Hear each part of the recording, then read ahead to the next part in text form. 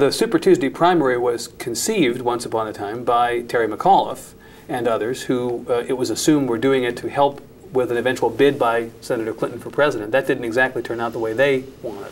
It didn't. It favored somebody who had broad name recognition. Right. Obviously, when you do a national primary, it takes a lot of resources, and their expectation was that only Hillary would have the resources and the kind of national network it's going to take to do this. Barack and name ID, right? Also, name ID in particular as well, absolutely.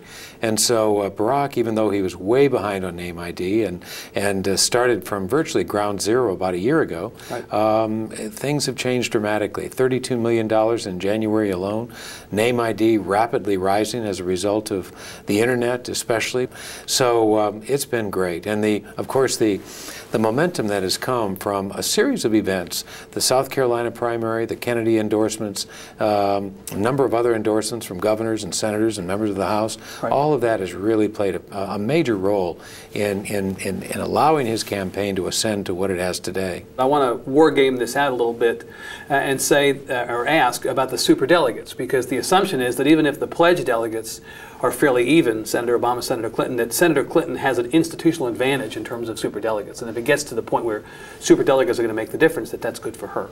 What do you think about that? I think that's a fair assumption. I think it is good for her. There are over 700, close to 800, I want to say 795, and you need 2,025 to win the nomination.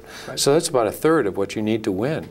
And of course, superdelegates are not committed. They can change their mind all the way up until the convention itself.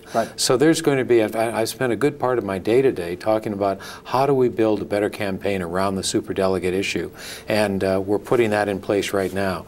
But they're going to get a lot of attention in the coming weeks. So person-to-person lobbying and absolutely demonstrations of how their own districts or their own constituents had voted, I'm sure, also matter. Right. Locking them in and getting a public declaration that they're with us is really going to be the key. Does the prospect of the nomination not being decided until the convention elate you or scare you? Well, I think probably a little bit of both. It is kind of an elation to think that we could go back to the old days where conventions that are, quote, brokered are still a part of our American political system. And by the way, the press loves this. We've been waiting for this forever, all of our lives. Absolutely, for good reason. It makes it even more intriguing. But it also scares you a little bit. It does, because of the unpredictability. And again, Hillary goes in just about every one of these circumstances with an advantage. See, she's had a lot of experience with conventions. They've had a lot of experience in working superdelegates. They already have a national network. We're just building one. So time is not on our side in that regard, although the momentum that we've got makes a big difference and sort of neutralizes or balances some of the advantages that she has. Right. Given the advantages she has, shouldn't the storyline from the press, if one can be objective about it, be it's amazing he's gotten to this point? Instead of the reaction after last night was, well, he didn't win Massachusetts or he didn't win California, but the fact is he held Senator Clinton to a draw. And I just wonder if you feel like expectations for him have been now ratcheted up with these high-profile wins, that people don't regard what he's done as an accomplishment. Well, I think that there are, sort of artificial expectations about his capacity to do all of this, and almost people taking it for granted now that, of course, he's going to be competitive in all these states.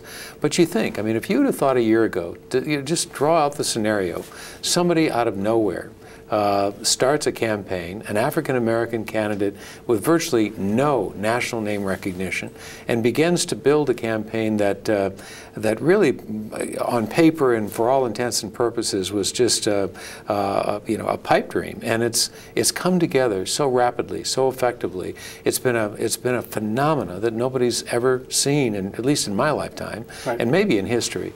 To see what numbers we're getting in poll after poll, and the turnout we're getting now. Nevada, 9,000 4 years ago, 117,000 this year.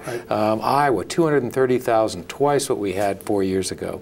South Carolina, 590,000, twice what we had 4 years ago. That's Barack Obama. That's what's going on out there. 4% of the population was represented by people under 30 4 years ago. Now it's almost 16%, a quadrupling of the young youth vote. And I also know that Senator Obama's numbers, but also Senator Clinton's numbers, in fairness to her, have themselves dwarfed the numbers on the Republican side.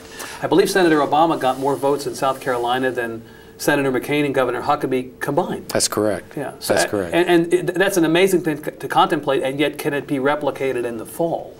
Well, there is no reason to think that it can't. But again, now we're talking about expectations again, and so we have to be very careful. Careful not to set them. We don't want to set them. We don't want to raise expectations to a point that that is just unrealistic. We're going to take this a week at a time and grind it out, just event by event, primary by primary, and that's how we got this far. Let me go back and ask you why you decided to support Senator Obama to begin with over Senator Clinton, who you also knew, worked with for a couple years, and in fact Senator Biden and Senator Dodd, other people in that race you knew well, Governor Richardson. Why Senator Obama? Well, because I see in Senator Obama somebody other than just a candidate. I think that Barack Obama really represents a transformational period in our party and in our country. I've not been inspired by somebody like I've been inspired by Barack since I was a young person, inspired by the Kennedys and Martin Luther King.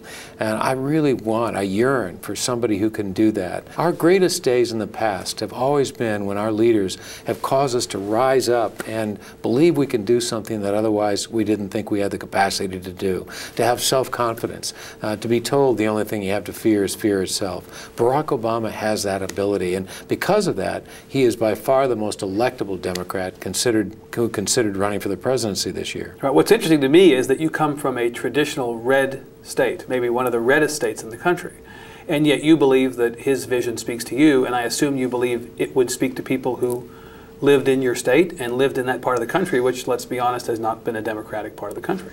Well, if you talk to anybody who's in an elected position west of the Mississippi up to the coast, and not including the coast, but certainly up to California, Washington, and Oregon, right. Every one of them, almost to a person, will tell you, when asked, who would you rather have at the top of your ticket? Barack Obama. Why? Because he's able to tap into that independent and Republican vote, because he transcends political lines and the normal characterizations we make of national Democratic candidates. He's able to do that. Whether he can continue to do it, nobody knows. I'm quite confident that he can, but nobody knows. You think it's an affirmative view of him, but would you also say it's a negative view of Senator Clinton? Are those same people thinking, I like Senator Obama, but I really think that if Senator Clinton's on the ticket, we'll have a problem in the fall? I do. I think that there is a big part of that in the calculation. They look at Hillary Clinton as somebody who has a lot of history in Washington, a lot of, like myself. I mean, we've fought the fights, and we've taken on the baggage, and we have that history. And if you don't have that history, it's a tremendous advantage. I told that to Barack when we first began talking, that his experience is actually an asset, not a liability. And you believe that he is qualified and capable of being president on day one? No question. It's not only being qualified on day one, but having the right judgment on day one. And that, to me, is what it's all about. It's not experience. Sometimes we assume experience and judgment go hand in glove. That isn't always the case. The only president with less Washington experience than a prospective President Obama was Abe Lincoln, and he did pretty well.